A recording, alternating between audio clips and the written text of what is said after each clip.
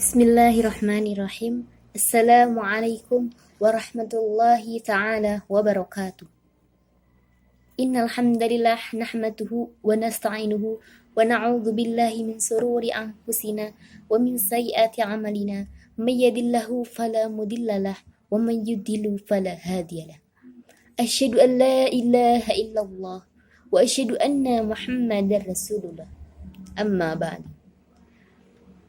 Faqad qala Allah fi ayatil Qur'anil Karim wa huwa astaqul qailin. A'udzu billahi minasy syaithanir rajim. Bismillahirrahmanirrahim. Wa'lam annahu la ilaha illallah wastaghfir li dzambika walil mu'minina wal mu'minat. Al-ayah sadaqallahul azim. Faqala hadis ittaqillaha haitsuma kunta wa atbi sayyi'ata hasanata tamhuha wa khaliqin nas bi khuluqin hasan.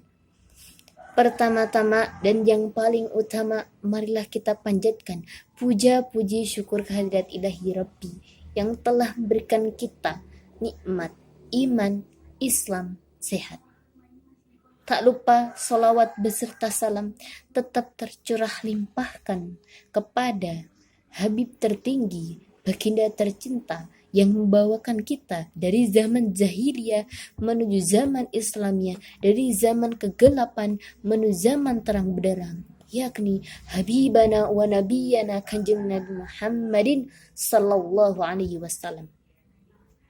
Tak lupa kepada keluarganya, kepada sahabatnya, kepada atba'un tabi'innya, dan malah mandar kepada kita semua selaku umat akhir zaman yang menginginkan syafaatnya di zaumul jaza wal hisab.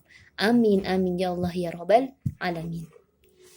Alhamdulillah, dalam kesempatan kali ini saya akan mereview tentang materi Islam, pendekatan Islam dalam sisi tauhid. Dan saya akan membawakan tema yang berjudul Ma'rifatullah. Mendengar kata Ma'rifatullah, berarti kita harus mengenal Allah.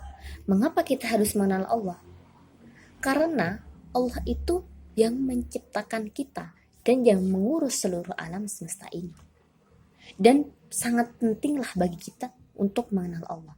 Allah berfirman dalam Quran surat Muhammad ayat 19 yang sudah saya bacakan tadi dalam mukadimah, yang artinya, maka ketahuilah bahwa tidak ada yang disembah selain Allah, tidak ada Tuhan selain Allah.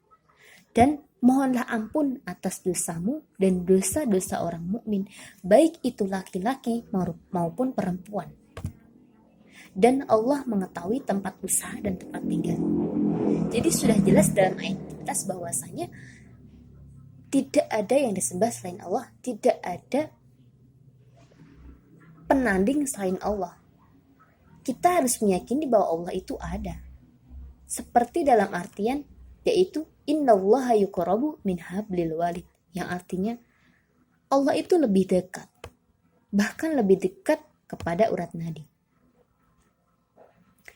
Dan mohonlah ampun atas dosamu.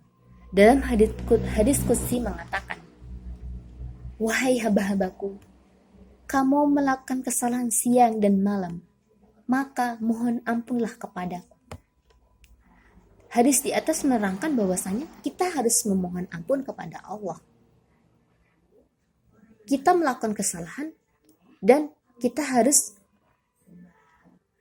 meminta ampun kepada Allah. Jadi Allah itu adalah tempat segalanya bagi kita semua. Dan Allah mengetahui tempat usahamu dan tempat tinggalmu. Hadirin rahimakumullah.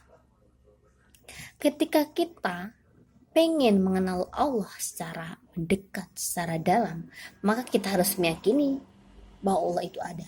Dan ketika kita sudah meyakini bahwa Allah itu ada, maka kita akan menjadi orang yang beriman. Definisi dari iman yaitu tasdiqu bil qalbi wa iqraru bil lisan wa amalu bil arkan. Meyakini dengan hati, mengikrarkan dengan lisan, mengamalkan dengan anggota badan. Meyakini dengan hati. Apa yang harus diyakini dengan hati? Meyakini bahwa Allah itu ada. Tidak ada Tuhan selain Allah. Dan Muhammad itu adalah utusan Allah. Yang kedua, mengikrarkan dengan dengan lisan. Apa yang harus diikrarkan? Mengikrarkan 2 kalimat syahadat. Asyhadu an la ilaha illallah wa asyhadu anna muhammadar rasulullah. Yang ketiga, mengamalkan dengan anggota badan. Dengan cara apa kita mengamalkannya? Yaitu dengan cara intisaru awamirillah wa jitinabu nawahihi, melaksanakan perintahnya dan menjauhi segala larangannya. Kalau kita sudah menjadi orang yang beriman, maka kita akan lanjut menjadi yang bertakwa. Definisi dari takwa dalam hadis Arba'in ayat 18 yang berbunyi, ittaqillaha haitsuma kunta wa asbi sayyi'ata hasanata tamwa wa khaliqin nas bi khuluqin hasan. Yang artinya, bertakwalah kamu kepada Allah dimanapun kamu berada. Dan ketika kamu melakukan perbuatan salah, gantilah perbuatan itu dengan kebaikan. Niscaya Allah akan mengampuni. Jadi sudah jelas, dan kan di hadis di atas tuh kita harus bertakwa. Kita diajarkan untuk bertakwa kepada Allah. Ketika kita sudah menjadi orang beriman, maka kita harus bertakwa. Kita harus mengingat Allah dimanapun berada. Dan ketika kamu melakukan perbuatan salah, yang misal maksiat gitu, maka kita harus berganti dengan berbuat kebaikan. Maka niscaya Allah akan menghapus perbuatan salahmu itu. Jadi dapat tarik kesimpulan bahwasanya ketika kita pengen mengetahui pendekatan materi, pendekatan Islam secara tauhid itu, kita harus mengenal Allah dulu. Nah, untuk mengenal Allah, kita harus meyakini bahwa Allah itu ada, bahwa Allah itu satu. Kalau kita sudah meyakini, maka kita akan jadi orang yang beriman. Dan ketika kita sudah beriman, maka kita akan menjadi orang yang bertakwa. Jadi hasil dari ketika kita sudah mengenal Allah, maka akan jadi kemerdekaan, ketenangan, berkah, surga. Kita harus menghilangkan sifat itu dapat menghambat.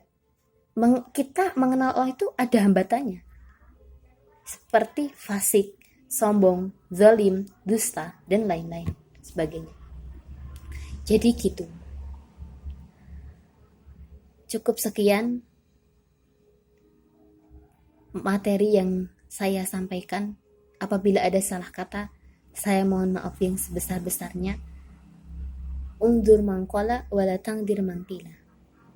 Wassalamualaikum warahmatullahi ta'ala wabarakatuh.